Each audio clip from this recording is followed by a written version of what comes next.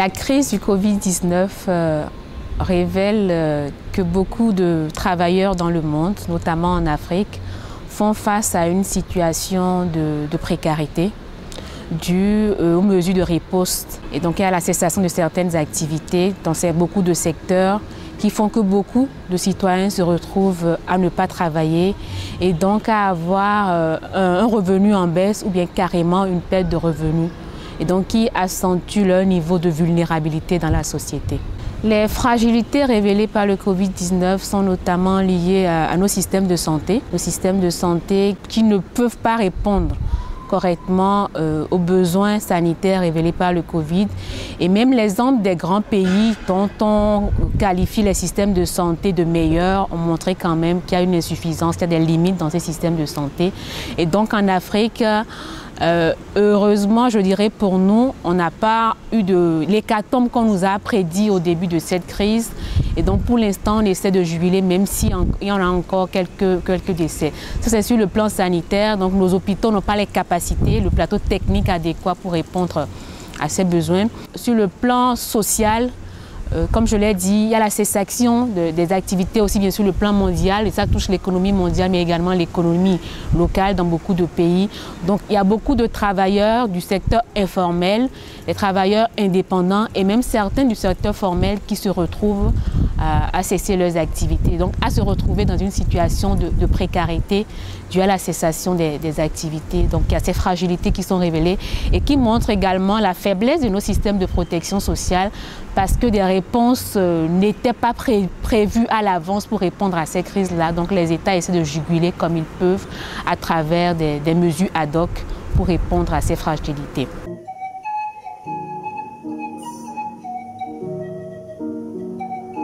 Les mesures sociales apportées sont surtout de l'ordre de l'aide sociale apportée aux personnes touchées, au secteur ou aux personnes touchées par le Covid-19, notamment l'appui, la fourniture d'aide alimentaire, la prise en charge dans certains pays des factures d'électricité et d'eau, du moins la prise en charge d'une certaine tranche de ces factures, la suspension des paiements de ces factures-là sur une période donnée. Mais on a surtout remarqué de par le monde et aussi en Afrique qu'il y a des mesures de transfert monétaire qui ont été adoptées par les pays afin de pouvoir venir en appui aux populations, personnes fortement touchées par cette crise-là, qui ont perdu leurs revenus, notamment ceux du secteur formel et également pour certains du secteur formel qui font face à une cessation ou à une baisse de leurs activités du fait du Covid. Donc c'est fortement les transferts monétaires qui ont été mis en place par les pays de façon ad hoc. Alors, les filets sociaux sont des programmes d'aide sociale mis en œuvre par beaucoup d'institutions dans le monde, dans beaucoup de pays, pour réduire les inégalités sociales, mais pour permettre également de lutter contre la pauvreté chronique et permettre aux ménages les plus pauvres de pouvoir avoir des moyens de subsistance et de pouvoir assurer l'éducation et la santé de leurs enfants. Donc, ce sont des mesures qui ont toujours existé, qui sont mises en œuvre dans les pays pour réduire la pauvreté et qui aujourd'hui se sont révélées très importantes du moins, dans la gestion sociale de la crise du Covid-19.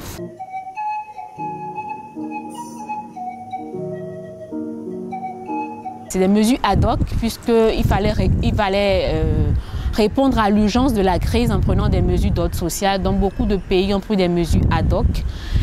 Et quitte à savoir si ces mesures vont se poursuivre ou pas, ça dépendra des États, du choix fait par les États d'améliorer leur système de protection sociale.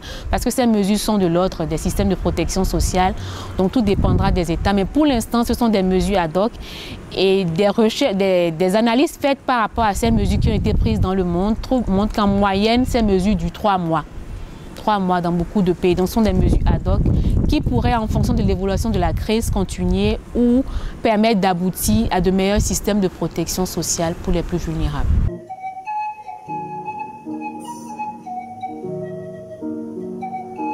Je ne pense pas.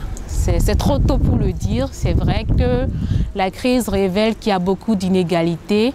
La crise révèle que beaucoup de travailleurs sont dans des situations de précarité, de revenus et tout.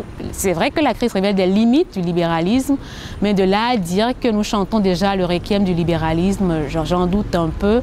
Mais ce qui est sûr, il faudra qu'on aille vers de meilleurs systèmes de protection sociale pour faire face au choc à cette crise-là et pour répondre aux besoins des populations qui ont été touchées par cette crise-là.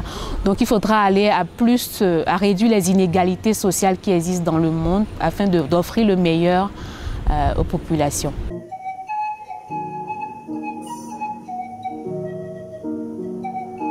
C'est difficile de parler de certitude avec cette crise, parce qu'on pense qu'elle est en train de baisser, mais avec les nouvelles qui viennent, le regain dans certains pays, on se rend bien compte que c'est difficile de cerner tout ce qui entoure cette crise du Covid-19.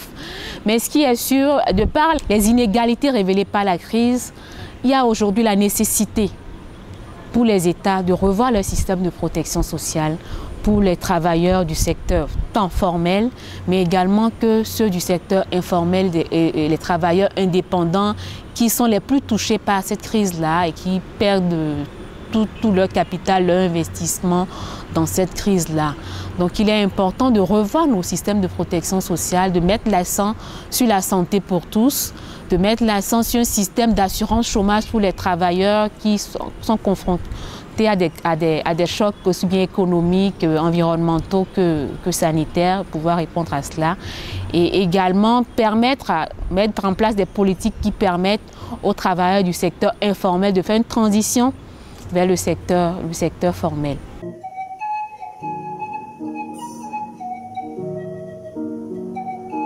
Alors le Bénin a mis du temps à prendre des mesures d'ordre social par rapport à cette crise-là.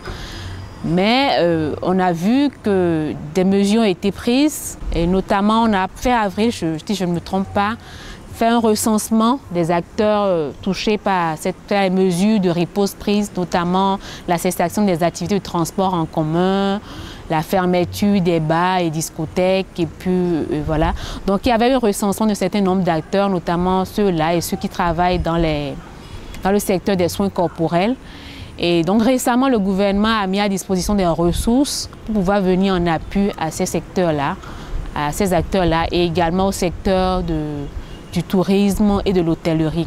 Mais on remarque bien que la crise va au-delà de ces acteurs-là, donc il y a la nécessité de pouvoir prendre d'autres mesures en faveur des secteurs des PME et PMI et également des autres secteurs du formel qui sont touchés par cette crise-là.